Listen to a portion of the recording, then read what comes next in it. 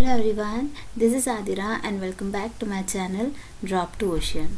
So in this video we will start with a new chapter comparing quantities and इसमें हम सिर्फ introduction पढ़ेंगे. Introductory video रहेगा. ये जो मेन पॉइंट्स हैं, जो टॉपिक्स हैं इसमें हम पढ़ने वाले हैं वो यहाँ पे हम डिस्कस करेंगे सो दैट हम एक्सरसाइज के क्वेश्चन जो भी हैं उनको अच्छे से सॉल्व कर पाए. ठीक है, तो पहले बात करते हैं. एक टर्म आपने सुना होगा परसेंटेज. परसेंटेज हम सब जानते हैं, बहुत सुन भी रखा है. जैसे 6th क्लास में तुम्हारी परसेंटेज बनी होगी, 5th में बनी होगी. तो व्हाट इज़ परसेंटेज, मतलब क्या होता है इसका? पर सेंटम बोल दो इसको, या पर सेंटम, या पर 100, है ना, या पर 100. मतलब कहते हैं कि जैसे एज अ होल या अपना फुली चार्ज या फुली जैसे टोटल. जैसे अगर मैं कहूँ कि फ़ोन, मैंने अपना जो फ़ोन है उसको मैंने 100% चार्ज कर लिया, या फिर मैं कर दूँ क्या कहूँ उसको कि मैंने फुल चार्ज कर दिया उसको. बात एक ही है, वो पूरी तरह से फुल चार्ज किया है या फिर 100% चार्ज किया है. तो 100 है या फुल है, ठीक है. उसको हम टोटल या होल लेते हैं तब हम 100% लेते हैं. एक तो होता है कोई भी नंबर, जैसे मैंने बोला कि 100, और एक होता है 100%. तो इन दोनों में फ़र्क है. अब यहाँ पे जब 100 बोला तो 100 क्या 100 रुपीज़ हो सकते हैं, 100 कोई भी नंबर हो सकता है, या 100 कुछ भी हो सकता है. यहाँ पे स्पेसिफाइड नहीं है. लेकिन जब 100% बोल रहे हैं तो वहाँ पे स्पेसिफाइड है कि वो एज अ फुल है, मतलब उसकी जो कैपेसिटी जितनी भी है वो 100% से है. अब 100% तुमने पेपर में दिया अपना, या 100% तुमने अपना फ़ोन चार्ज किया, या 100% तुम श्योर हो किसी चीज़ के लिए, ऐसे कहते हैं ना, तो वो है तुम्हारा 100% में. ठीक है, तो ये पर्सन और विदाउट पर्सन इनमें फ़र्क होता है. अब आ जाओ, जैसे मैंने यहाँ पे लिखा 10%. ठीक है, तो यहाँ पे 10% मतलब क्या हुआ? जैसे इसको मैं लिख सकती हूँ, जब भी मुझे अपना ये हटाना होगा, परसेंटेज जब भी हटता है ना, ये वाला परसेंट, ये साइन है, जब भी साइन हटता है तो ये हट के नीचे क्या आ जाता है? 100 आ जाता है. ठीक है, तो यहाँ साइन हटा, नीचे 100 आ गया. अब तुम इसको सॉल्व कर सकते हो. एक ज़ीरो से एक ज़ीरो कैंसिल, क्या बचा तुम्हारे पास? 1/10. और 1/10 को अगर तुम डेसिमल में लिखोगे तो ये आ जाएगा तुम्हारा 0.1. ऐसे लिख सकते हो कि यहाँ पे एक ज़ीरो है तो ऊपर एक डिजिट के बाद पॉइंट लगेगा, इसलिए 1 के बाद पॉइंट लग गया. तो ये तुम्हारा टर्म किस में आ गया? डेसिमल में.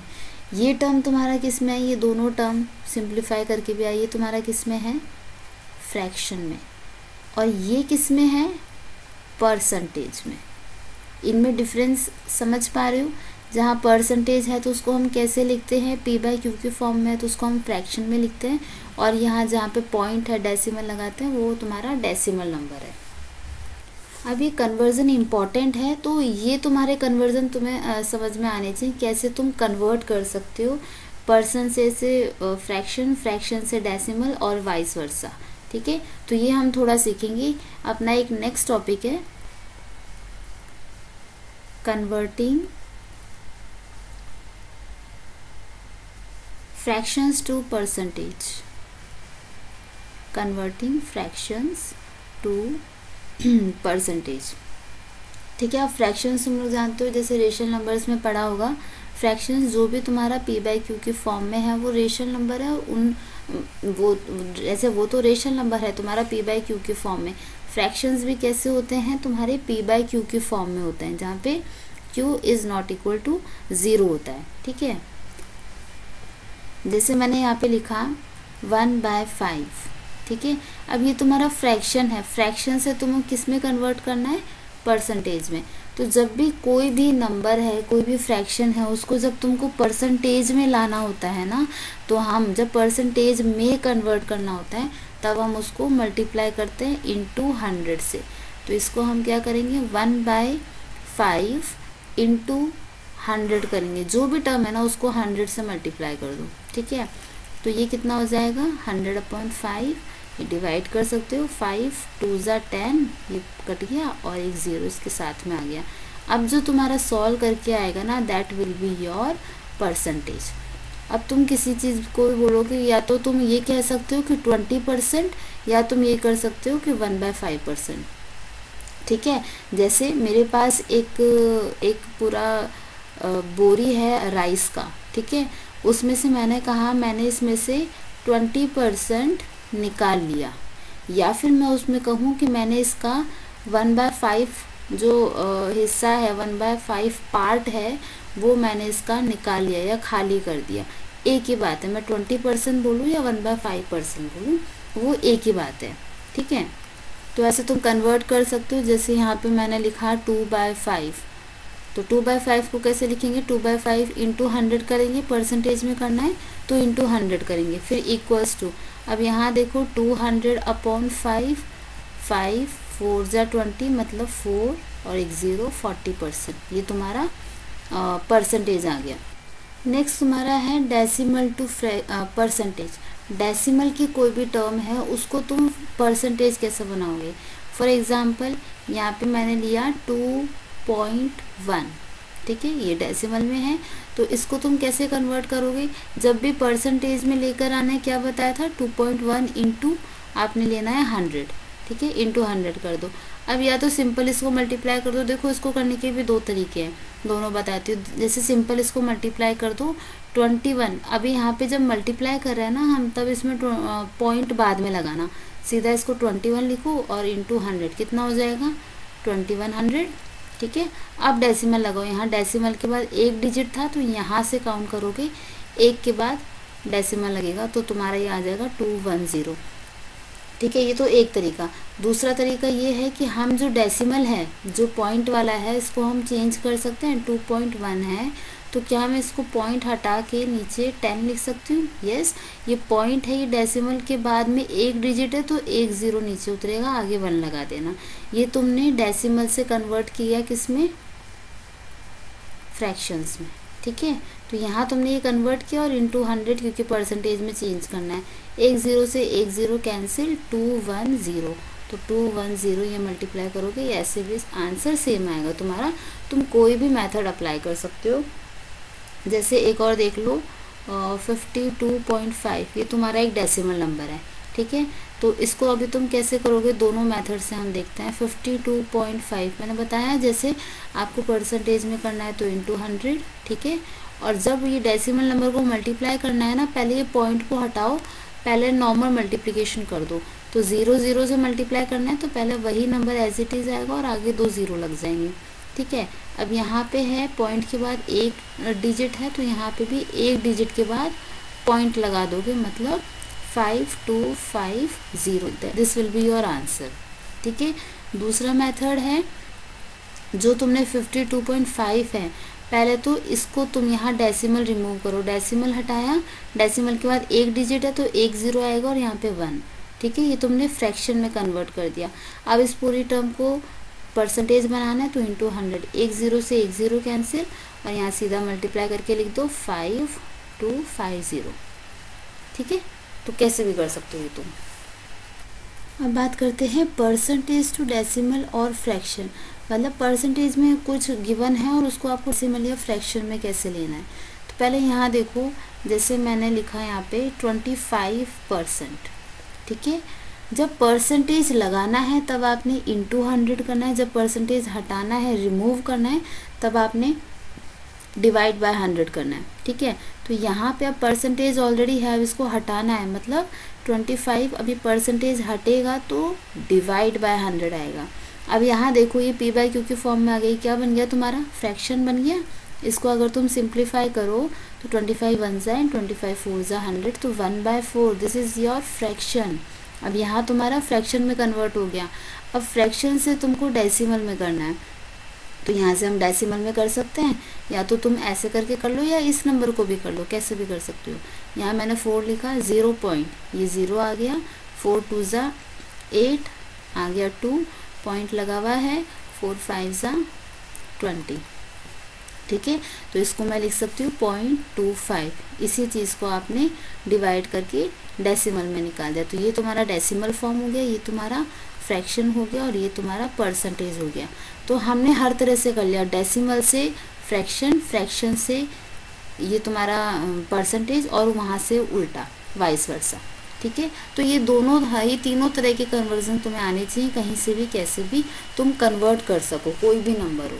ठीक है, नेक्स्ट बात करते हैं परसेंटेज ऑफ एनी नंबर। किसी भी नंबर का कुछ परसेंट निकालना है तो वो हम कैसे निकालेंगे। जैसे यहाँ पे मैंने लिया कोई एक नंबर है 300, ठीक है, इसका आपने 10% निकालना है मान लो। ठीक है, तो इसका 10% कैसे निकालोगे, ये जो 300 है इंटू 10%। ठीक है, तो इसको हम लिख सकते हैं 300 इंटू, मैंने बताया था 10% है, तो परसेंटेज रिमूव करने के लिए रिमूव के बाद उसको डिवाइड बाय 100 करते हैं। ठीक है, तो हम यहाँ से सॉल्व कर सकते हो, 2 0 से 2 0 कैंसिल आउट हो गए, तुम्हारा आ जाएगा 30, सिर्फ 30 आएगा। यहाँ ये 300 का जो 10% है वो 30 है। अगर मैं इसको अमाउंट ले रही हूँ तो 300 रुपीज़ का अगर मैं 10% बोलूँगी तो 30 रुपये बनता है। ठीक है, एक और देख लो, जैसे मैंने लिया है यहाँ पे 5000 रुपीज़। ठीक है, अब मुझे चाहिए 5000 का 5%, तो इसका 5% कैसे निकालोगे, 5% कैसे निकालेंगे, 5000 इंटू 5/100। ये 2 0 से 2 0 कैंसिल, 5 5 ज़ा 25 और ये 0, मतलब 5000 का 5% कितना अमाउंट बैठता है, 250 रुपीज़। ठीक है, तो कोई भी नंबर है उसका तुमने परसेंटेज कैसे निकालना है, वो number into that percentage upon 100, percent remove करके नीचे 100 आ जाएगा, उसको सॉल्व कर देना। एक ऐसे भी पूछ सकते हैं तुमसे, जैसे 20% ऑफ 8 इज 600 ले लेते हैं। ठीक है, मतलब 20% ऑफ 8, कोई एक नंबर है जिसका जो 20% है वो 600 है, मतलब इसको अगर आप लेना चाहो तो ऐसे लिख सकते हो, 8 मतलब जो टोटल नंबर है वो तो तुम्हें नहीं दे रखा, जो 20% है वो इतना है ना, तो 20% ऑफ 8 की जगह हम x ले लेते हैं, जिसको फाइंड करना है वो नंबर पता नहीं है, 20% ऑफ x ले लेते हैं, वो कितना है 600 रुपीज़। अब वो अमाउंट कितना है वो नहीं पता, तो यहाँ लिख सकते हो 20% हटा के अपॉन 100, ऑफ का मतलब मल्टीप्लाई, और ये x इक्वल्स टू 600, ऐसे हम लिख सकते हैं।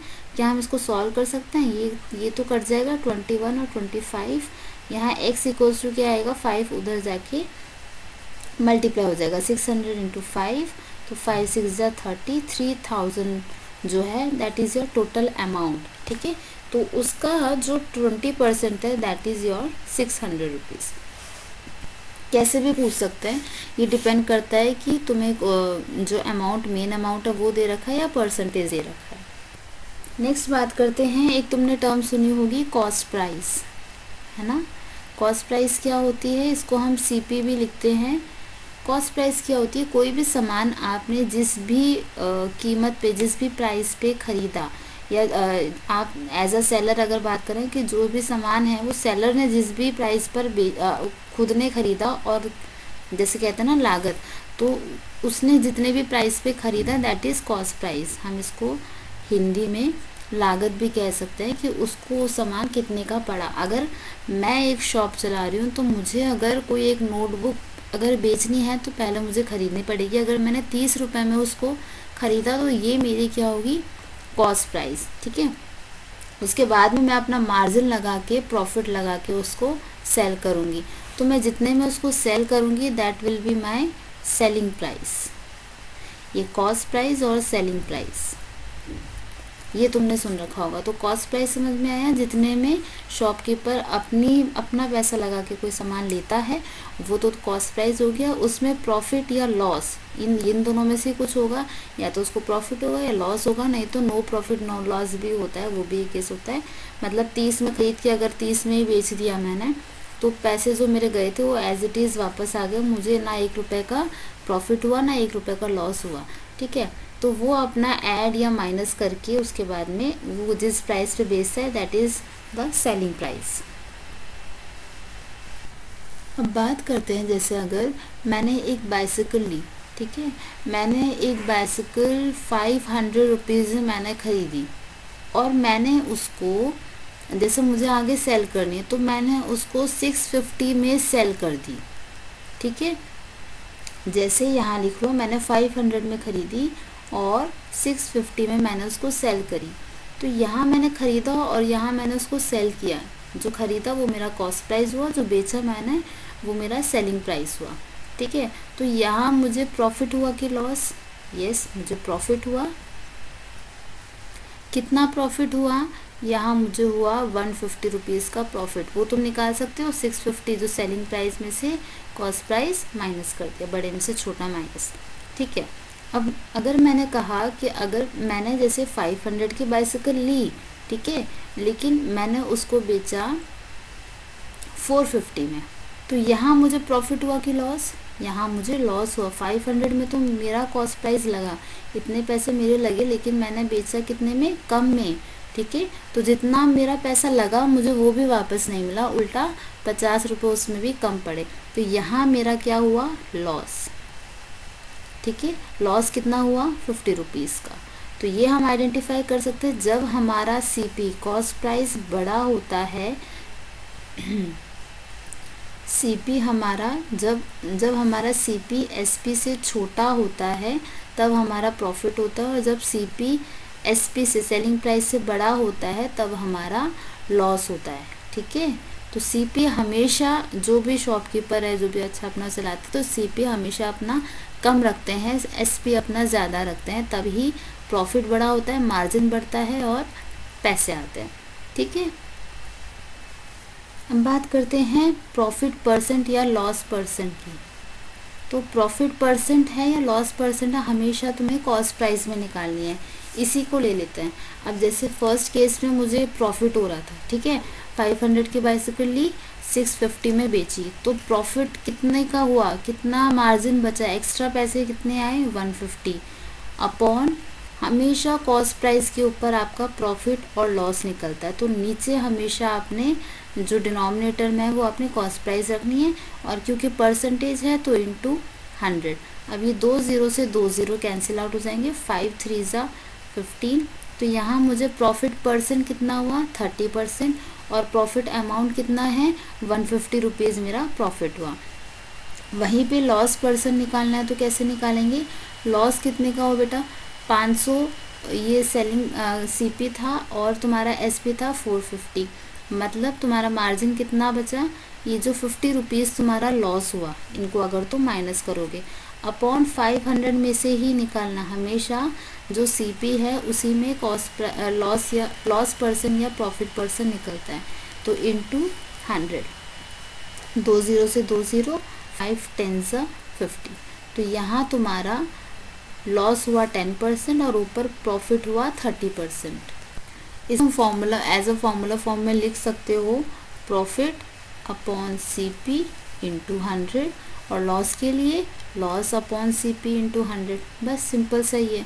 ठीक है, तो ये दोनों तुम चीज़ें अपनी लिख सकते हो। नेक्स्ट बात करते हैं प्रिंसिपल, इंटरेस्ट और अमाउंट। अब पहले बात करते हैं प्रिंसिपल। तो प्रिंसिपल क्या होता है? जो भी जैसे तुम बैंक में से कोई भी लोन लेते हो, कोई भी 10,000, 50,000, 10 लाख या 40 लाख या 1 करोड़, जितना भी अमाउंट तुम लोन लेते हो, लोन क्या होता है? कोई भी आप मनी बोरो करते हो, यहाँ लिख लेना मनी बोरो, है ना। जो हमने मनी बोरो किया, अब वो बैंक से किया है, किसी ऑर्गेनाइजेशन से किया है, या कहीं से भी किया हो तुमने, किसी रिलेटिव से किया है, कहीं से भी किया है, तो ये तुमने मनी बोरो किया है, किसी से पैसे उधार में लिए हैं। बोरो मतलब उधार में लेना। तो कोई अमाउंट आप, कोई पैसा आप उधार में लेते हो, दैट इज़ योर प्रिंसिपल। ठीक है, अब जैसे तुमने बैंक में से कुछ अमाउंट तुमने बोरो किया, और बैंक के टर्म्स एंड कंडीशंस के अकॉर्डिंग तुमने उसको 5 साल में वापस रिटर्न करना है। 5 साल में मतलब 5 साल के अंदर अंदर वो जो अमाउंट तुमने लिया वो वापस तुमने रिटर्न करना है।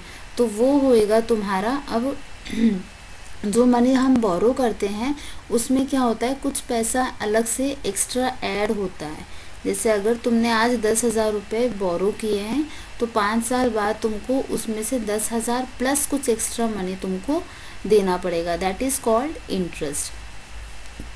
जो एक्स्ट्रा मनी हम प्रिंसिपल के अलावा देते हैं ना, वो होता है हमारा इंटरेस्ट। और अमाउंट, तीसरा है अमाउंट। अमाउंट क्या होता है, जो तुम्हारा प्रिंसिपल, जो अमाउंट तुमने बोरो किया था प्लस जो तुमने एक्स्ट्रा इंटरेस्ट उसमें पे कर रहे हो, ठीक है। तो इन दोनों का टोटल जो फाइनल अमाउंट तुमने देना है, दैट इज़ योर अमाउंट, ठीक है। अब जैसे फॉर एग्जांपल बात कर लेते हैं, जैसे हमने 10,000 रुपये बोरो किया, ठीक है। 10,000 रुपये यहाँ पे तुमने बोरो किया और ये तुमने मान लो 3 साल के अंदर अंदर तुमने वापस इसको रिटर्न करना है। तो यहाँ 10 साल का तुम्हारा मनी, ये क्या हुआ, जितना अमाउंट बोरो किया दैट इज़ योर प्रिंसिपल, ठीक है। अब इसमें जो इंटरेस्ट लगता है ना, जो जिस हिसाब से आपने पैसे देने होते हैं, तो वो इंटरेस्ट लगता है परसेंटेज में। अब मान लीजिए जैसे 10,000 का तुमने जो अमाउंट लिया है ना, वो तुमको 10% के हिसाब से इंटरेस्ट लग रहा है, ठीक है। तो 10% के हिसाब से तुम्हारा इंटरेस्ट लग रहा है, तो इसका 10,000 का 10% निकाल सकते हैं। कोई भी अमाउंट का हम 10% निकाल सकते हैं, हाँ जी निकाल सकते हैं। 2 ज़ीरो से 2 ज़ीरो, ये हो गए 1,000 रुपये। तो एक साल के 1,000 रुपये, दूसरे साल के एक और 1,000 रुपये, और तीसरे साल के 1,000 रुपये और बढ़ जाएंगे। तो मतलब ये जो 10,000 रुपये है वो तो देने ही है, और उसके अलावा जो 3 साल बाद तुम दे रहे हो, तो ये टोटल कितना हो जाएगा, 3,000 रुपीज़। तो टोटल अमाउंट कितना पे करना पड़ेगा, अगर अमाउंट की बात करें तो ये तुम्हारा हो जाएगा 10,000 प्लस ये 1 2 3 3,000 तुम्हें एक्स्ट्रा इसमें पे करना पड़ेगा। टोटल हो जाएगा 13,000। तो अभी इस कंडीशन में तुम्हारा प्रिंसिपल क्या हुआ 1,000, इंटरेस्ट क्या हुआ, ये जो 3,000 रुपीज़ जो तुम्हारे एक्स्ट्रा तुमने निकाले हैं, पे करने हैं according to the interest per annum, ठीक है। और ये हो गया फाइनल अमाउंट जो तुम्हारा मनी प्लस इंटरेस्ट मिला के बन रहा है, दिस इज़ योर 13,000, ठीक है। तो अब इनके बेसिस के आपके थोड़े बहुत क्वेश्चंस आएंगे दोनों एक्सरसाइज में, तो जब आप क्वेश्चन करेंगे तब उसको और अच्छे से क्लियर हो जाएगा, ठीक है। तो नेक्स्ट वीडियो से हम एक्सरसाइज स्टार्ट कर देंगे। मिलते हैं नेक्स्ट वीडियो में, till then bye bye, take care.